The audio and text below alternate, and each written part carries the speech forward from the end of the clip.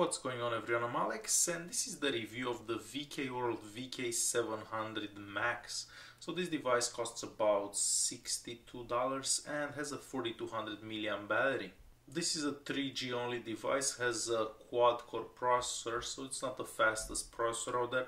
Has 1 GB of RAM and 8 GB of internal storage. The entire phone is made out of plastic, but let's take a closer look at it. At the bottom of the phone we just have the microphone. If we look on the front of the device we just see the three buttons, the home button, the menu button and the return key.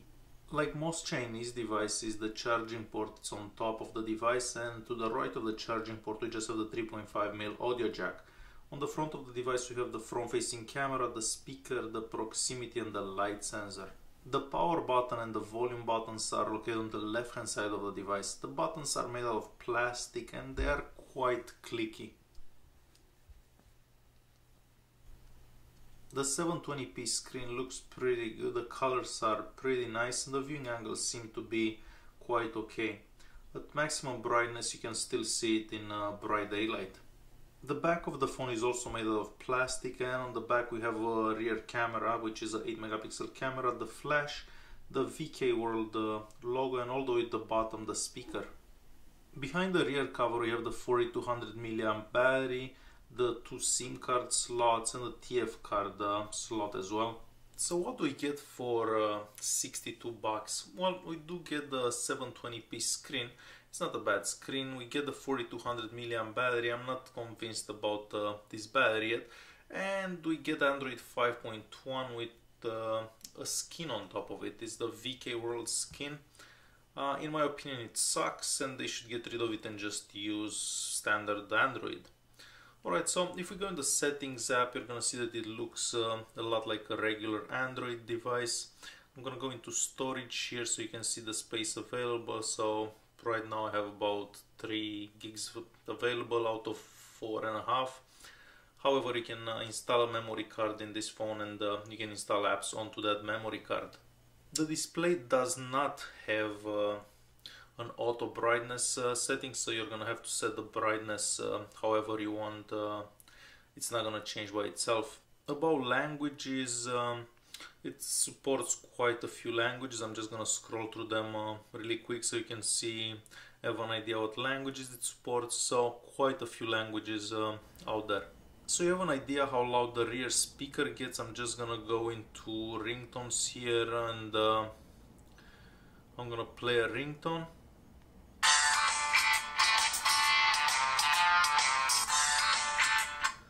So it does get quite loud. The last thing I'm gonna look at in the settings app, it's the about phone, so we can see the Android version, which is 5.1, and the model number of the device. As I've said before, this phone is using the VKWORLD launcher, so this is how it looks.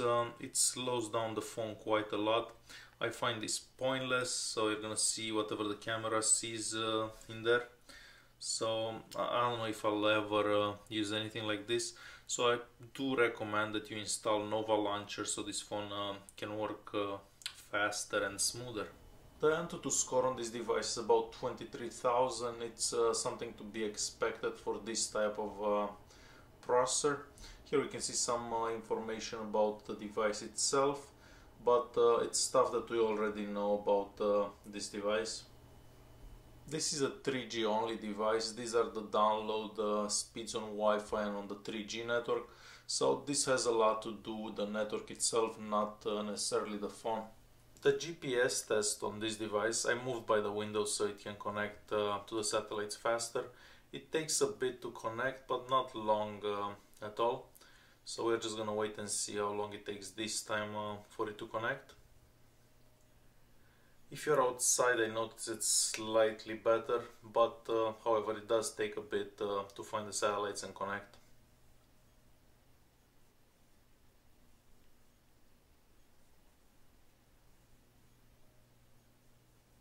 And it finally got a fix, so about 25 seconds or so. Google Maps also works fine after it finds the satellites the first time. I'm gonna make a quick phone call so you can hear the speaker on top.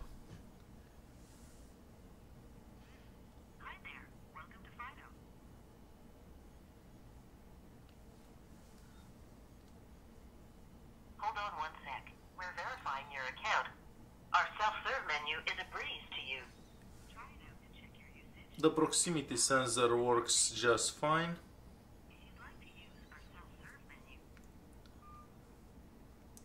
And since we're talking about sensors, I'm gonna open the sensor box here so you can have an idea what sensors this device has. So not that many sensors, but it is to be expected for such a cheap device. This device does not have a compass, so I'm gonna open this compass up, but however, it's gonna tell me that it cannot be used because the device doesn't have the sensors used for that. In the multi-touch tester, you can basically touch the screen only in 2 places in the same time, so not more than this.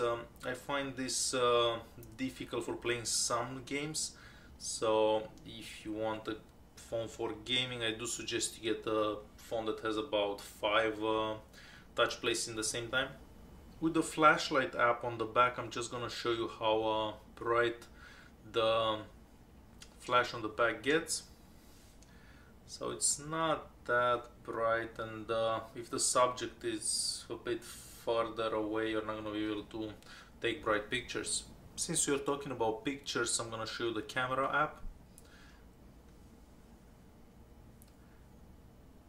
It does okay if it is bright enough. We're taking pictures, otherwise it takes quite a bit to focus and stuff.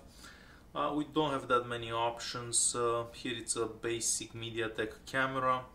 If we go into settings here, you can just select a couple of things. There is a color effect, but nothing that special about it. Turning the camera around, I'm gonna see myself. I'm gonna take a quick picture of myself. I just want to show you how the picture looks. So it doesn't look too bad. You can see quite a few details in the picture there. So the front-facing camera isn't too bad. This phone comes pre-installed with the Play Store, YouTube, and FM radio app. So I'm just gonna search for a radio station, and it does work fine. I will open an article on Chrome so you can see how fast it loads. Any article, it's gonna work. I'm just gonna zoom in and out so you have an idea how this works. So after you let the phone load the page, seems that you can scroll pretty smooth and zoom in and out just as smooth. The maximum resolution for YouTube videos, it's 720p. The videos seem to go kind of smooth, however, I've seen smoother than this. But considering the price of the device, I do believe that they go very smooth. Now, talking about the battery, that's the most exciting part of this device. I'm gonna let you decide if this is a good battery life or not. In my opinion, it could be much better. I mean, my Nexus 6P will last way longer than this device. I got 2 hours and 20 minutes of screen time on. The phone has been on for about 24 hours, and I only have about 20% left on the battery.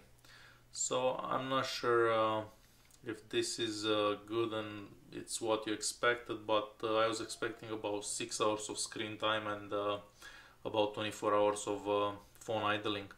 So I'll let you decide if that's good or bad. Overall, this phone, it's okay. I mean, it is a bit thicker, doesn't have that much advantages over, for example, the VK700 I like that one because it's made of metal and it does look a bit better. Thanks for watching, and don't forget to subscribe.